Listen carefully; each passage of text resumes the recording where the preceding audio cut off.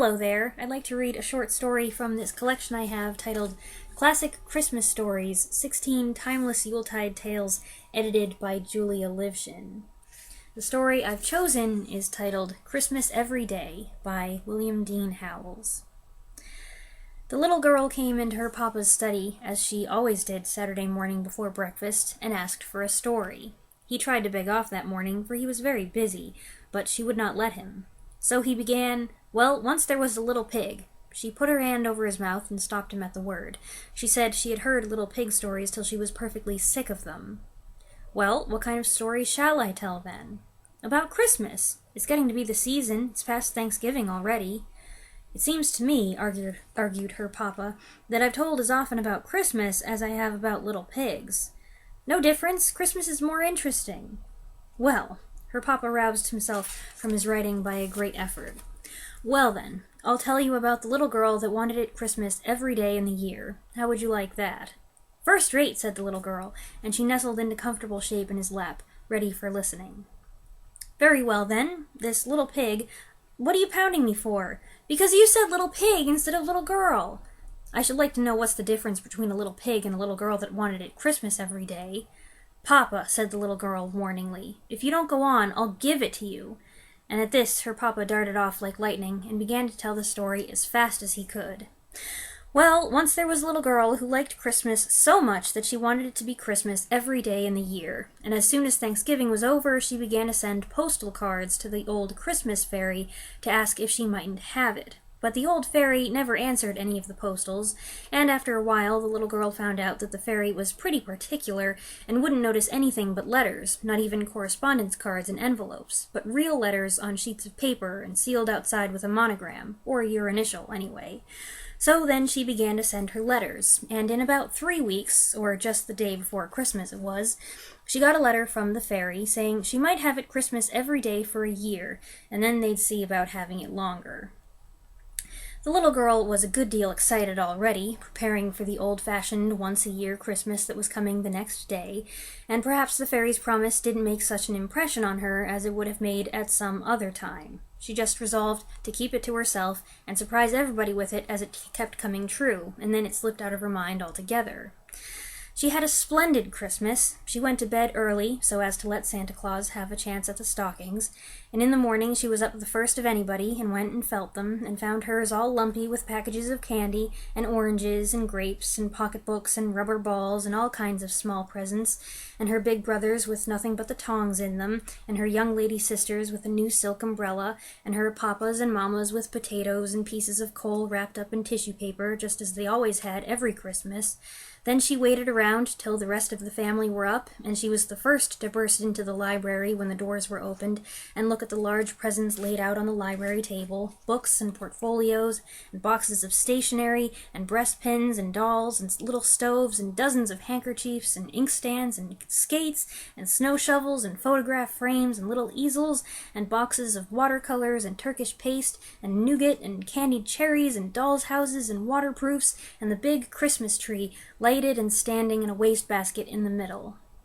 She had a splendid Christmas all day.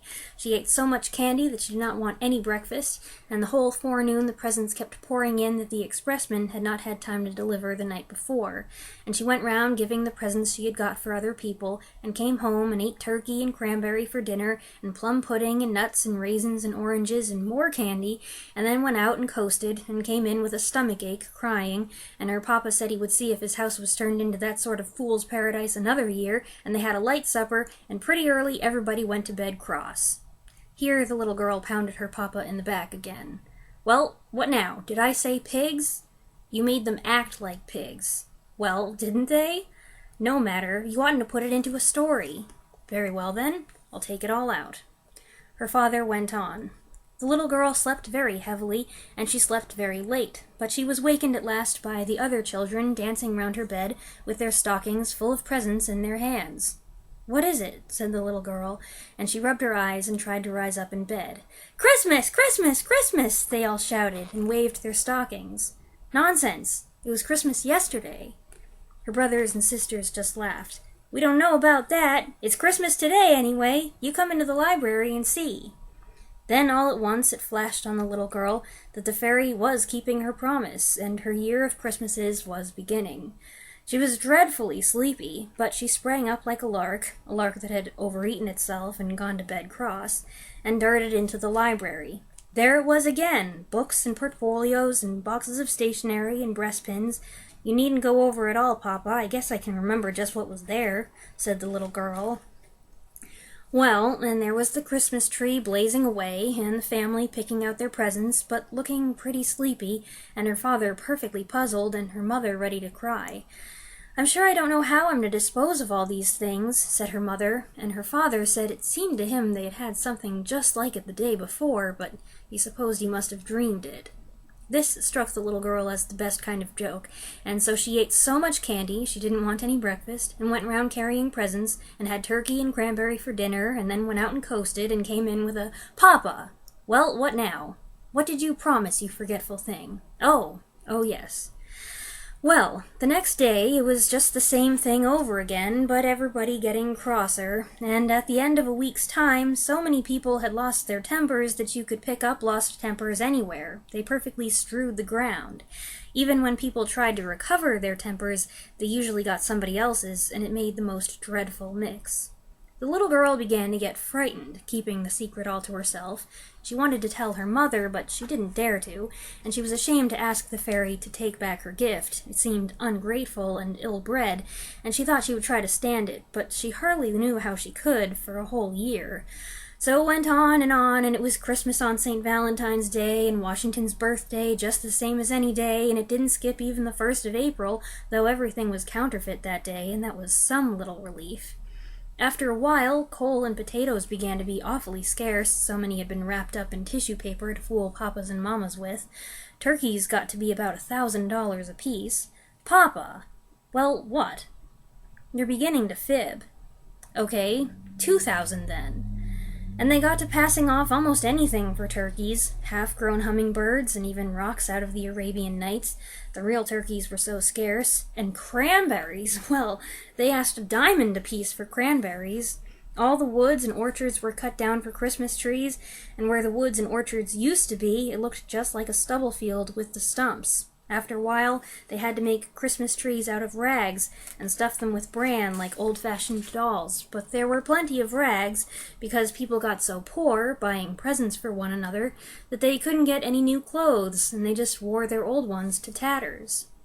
They got so poor that everybody had to go to the poorhouse, except the confectioners and the fancy storekeepers and the picture booksellers and the expressmen, and they all got so rich and proud that they would hardly wait upon a person when he came to buy. It was perfectly shameful.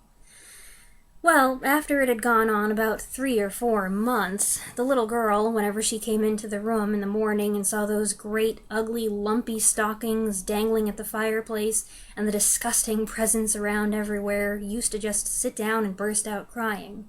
In 6 months, she was perfectly exhausted. She couldn't even cry anymore. She just lay on the lounge and rolled her eyes and panted. About the beginning of October, she took to sitting down on dolls wherever she found them, French dolls or any kind. She hated the sight of them so. And by Thanksgiving, she was crazy and just slammed her presents across the room. By that time, people didn't carry presents around nicely anymore.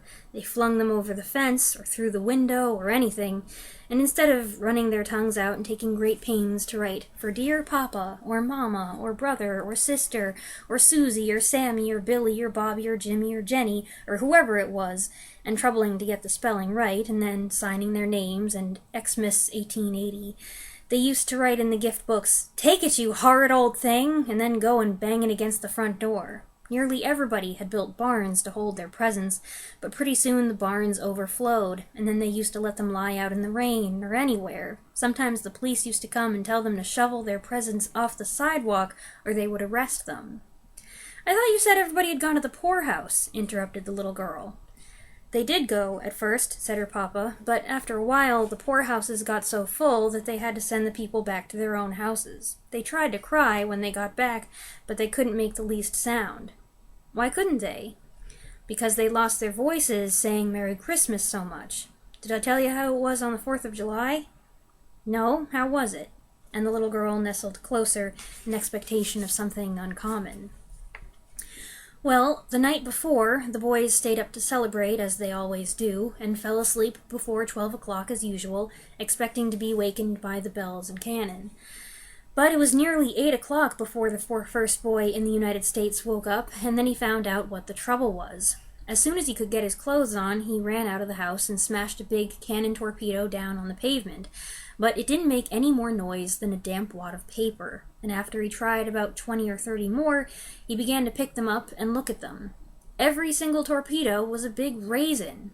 Then he just streaked it upstairs and examined his firecrackers and toy pistol and $2 collection of fireworks, and found that they were nothing but sugar and candy painted up to look like fireworks. Before 10 o'clock, every boy in the United States found out that his 4th of July things had turned into Christmas things. And then they just sat down and cried, they were so mad. There are about 20 million boys in the United States, and so you can imagine what a noise they made. Some men got together before night with a little powder that hadn't turned into purple sugar yet, and they said they'd fire off one cannon anyway, but the cannon burst into 1,000 pieces, for it was nothing but rock candy, and some of the men nearly got killed. The 4th of July orations all turned into Christmas carols, and when anybody tried to read the Declaration, instead of saying, "When in the course of human events it becomes necessary," he was sure to sing, "God rest you, merry gentlemen." It was perfectly awful. The little girl drew a deep sigh of satisfaction. "And how was it at Thanksgiving?" she asked. Her papa hesitated. "Well, I'm almost afraid to tell you. I'm afraid you'll think it wicked." "Well, tell anyway," said the little girl. Well, before it came Thanksgiving, it had leaked out who had caused all these Christmases. The little girl had suffered so much that she had talked about it in her sleep, and after that, hardly anybody would play with her. People just perfectly despised her, because if it had not been for her greediness, it wouldn't have happened. And now, when it came Thanksgiving, and she wanted them to go to church and have squash pie and turkey and show their gratitude, they said that all the turkeys had been eaten up for her old Christmas dinners, and if she would stop the Christmases, they would see about the gratitude. Wasn't it dreadful? And the very next day, the little girl began to send letters to the Christmas fairy, and then telegrams to stop it. But it didn't do any good, and then she got to calling at the fairy's house, but the girl that came to the door always said not at home, or engaged, or at dinner, or something like that, and so it went on till it came to the old once-a-year Christmas Eve. The little girl fell asleep, and when she woke up in the morning, she found it was all nothing but a dream, suggested the little girl. "No, indeed," said her papa. "It was all every bit true." "Well, what did she find out then?" "Why, that it wasn't Christmas at last, and wasn't ever going to be any more. Now it's time for breakfast." The little girl held her papa fast around the neck. "You shan't go if you're going to leave it so. How do you want it left?" "Christmas once a year." "All right," said her papa, and he went on again. Well, there was the greatest rejoicing all over the country, and it extended clear up into Canada. The people met together everywhere and kissed and cried for joy. The city carts went around and gathered up all the candy and raisins and nuts and dumped them into the river, and it made the fish perfectly sick. And the whole United States, as far out as Alaska, was one blaze of bonfires where the children were burning up their gift books and presents of all kinds. They had the greatest time. The little girl went to thank the old fairy because she had stopped its being Christmas, and she said she hoped she would keep her promise and see that Christmas never came again. Then the fairy frowned and asked her if she was sure she knew what she meant, and the little girl asked her, "Why not?" And the old fairy said that now she was behaving just as greedily as ever, and she'd better look out. This made the little girl think it all over carefully again, and she said she would be willing to have it Christmas about once in 1,000 years. And then she said 100, and then she said 10, and at last she got down to 1. Then the fairy said that was the good old way that had pleased people ever since Christmas began, and she was agreed. Then the little girl said, "What are your shoes made of?" And the fairy said, "Leather." And the little girl said, "Bargain's done forever," and skipped off, and hippity-hopped the whole way home, she was so glad. "How will that do?" asked the papa. "First rate," said the little girl, but she hated to have the story stop, and was rather sober. However, her mamma put her head in at the door and asked her papa, "Are you never coming to breakfast? What have you been telling that child?" "Just a moral tale." The little girl caught him round the neck again. "We know. Don't you tell what, papa? Don't you tell what?"